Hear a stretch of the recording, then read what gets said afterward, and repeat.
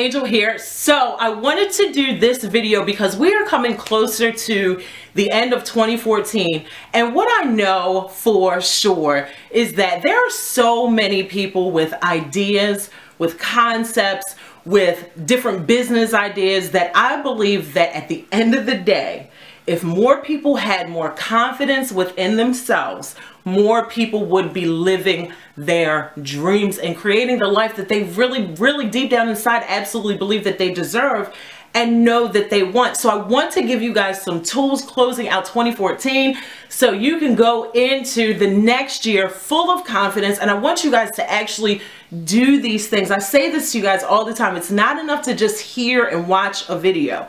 You have to actually do what is being implied, do what is being offered. If it resonates with you, then and only then will you see the changes in your life. So are you ready to get started? So I'm going to give you guys 10 keys that you can start to use right now. 10 things that every confident woman needs. And you guys are going to see my eyes go down here because my notes are right in front of me. So number one, the number one thing that I believe every confident woman needs is a prayer life.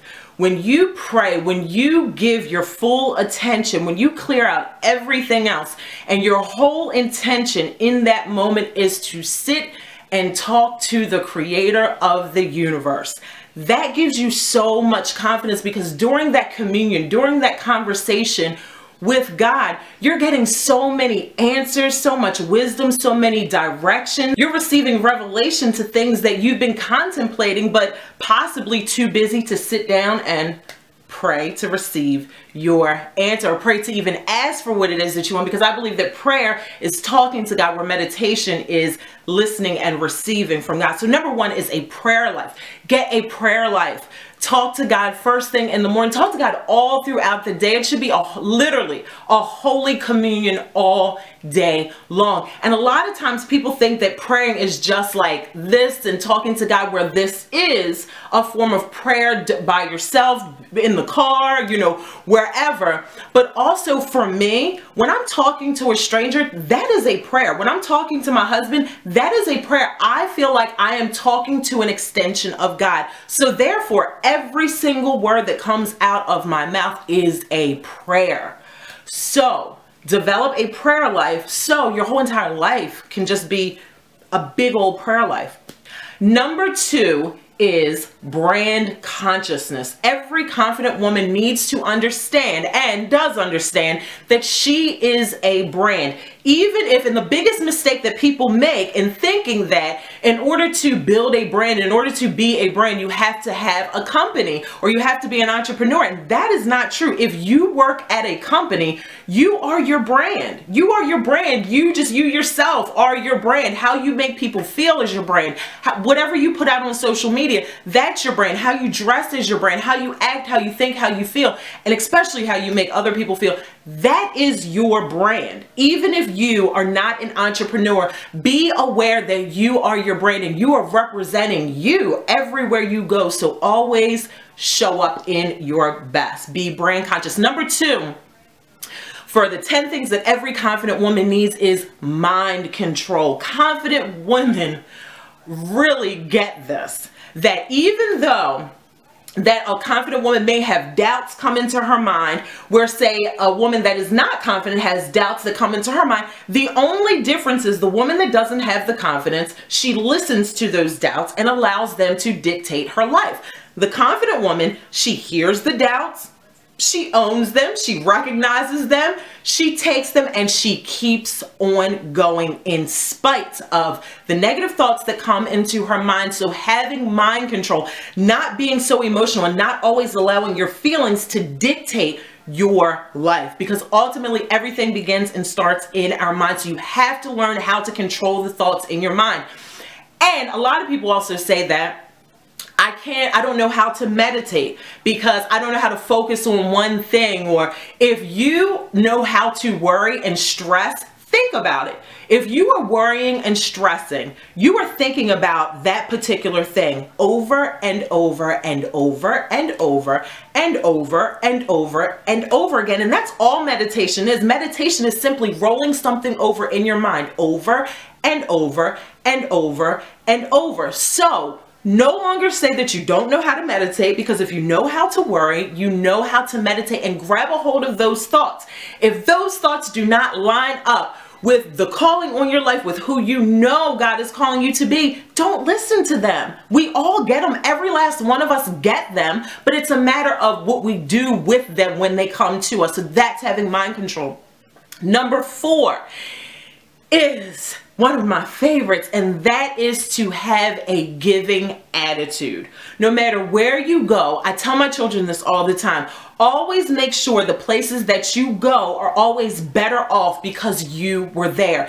Being a giver is so magical. It's like we don't know what people are going through on a day-to-day basis. So when you give a smile to a stranger, or when you help someone do something that they couldn't do before you showed up, that's magical. It's like in those moments, you are literally God's eyes, ears, nose, and mouth, and you're able to be someone's answered prayer when you come from a giving space. And this also, you have to understand that the universe, this world, is so massive. There isn't a shortage of anything. There isn't a shortage of money. There isn't a shortage of men. There isn't a shortage of creative ideas. There isn't a shortage of anything. So when you understand that, when you can come from a place of abundance, you can live a giving lifestyle. I am doing my very best to get through this. Guys, I want to just be here with you because, oh, I love you guys so much. I actually did a class on this, and some of you guys may have gotten this point, but I decided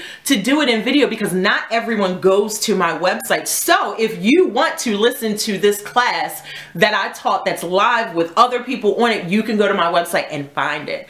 Number 5 that I believe that every confident woman has is a sense of knowing. A sense of knowing that no matter what goes on in her life, she knows that everything is going to work out for her good. Romans 8:28 tells us that all things work together for the good for those who love God and are called according to his purpose and his plan. When you know that, like all things, like not this thing or maybe this is going to work out, or when you do a video, you should probably turn your phone off. When you know that it's not just this situation may work out and this situation will work out, but when you really, really know that all things, everything that you've been through, it's all going to work out for your good, you can boldly and confidently walk through this life and really live that scripture that no weapon formed against me shall prosper. No weapon, no thought, no negative person, nothing can prosper that's going to come to me, because you have a sense of knowing. Every confident woman has a sense of knowing that everything is going to be all right. Number 6 actually goes hand in hand with number 3, mind control. Number 6 is emotional stability, kind of with a little bit of a twist. When I say your emotions, ladies, I'm talking about that time of the month.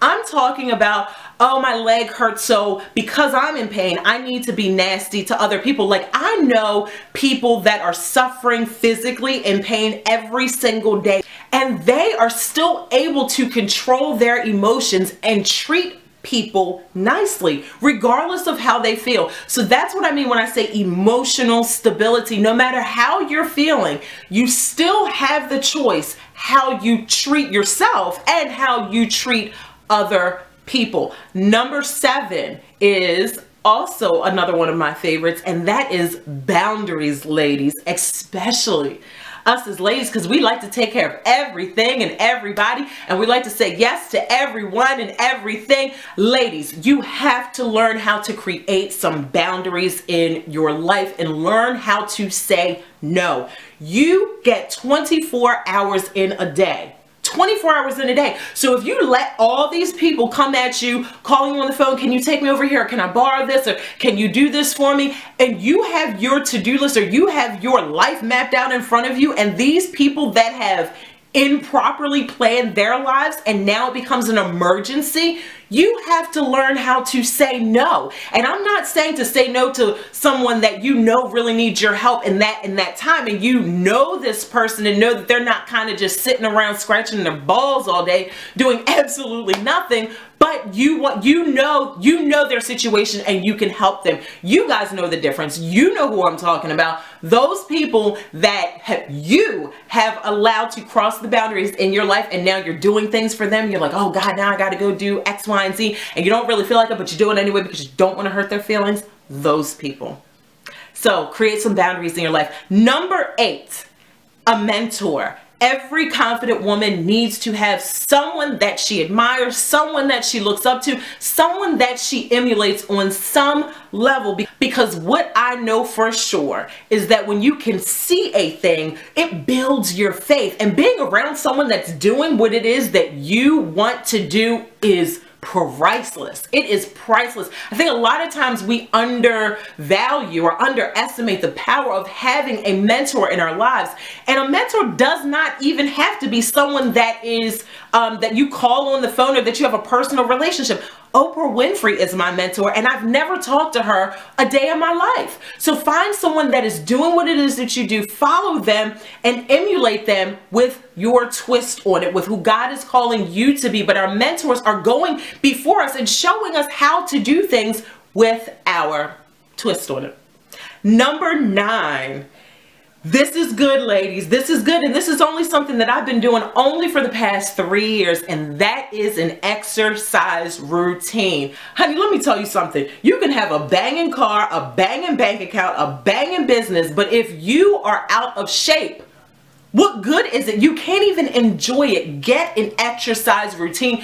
You are going to need to be strong and healthy in this life, in this race, in this journey. There are things that show up in our life that don't feel good, or surprises, or death happens in the family. We need to be healthy enough. We need to be strong enough. And oh my God, it's just, there's so many benefits to working out. You guys already know. It's just a matter of doing it. I don't need to go into it here. But number 9 is to have an exercise routine. And the last and final thing, and these are in no particular order, but I promise you, if you take one of these tips and use them in your life, you will start to see a change in your life immediately. The last and final tip is a secret meeting place in your home. I love this concept. I love this practice.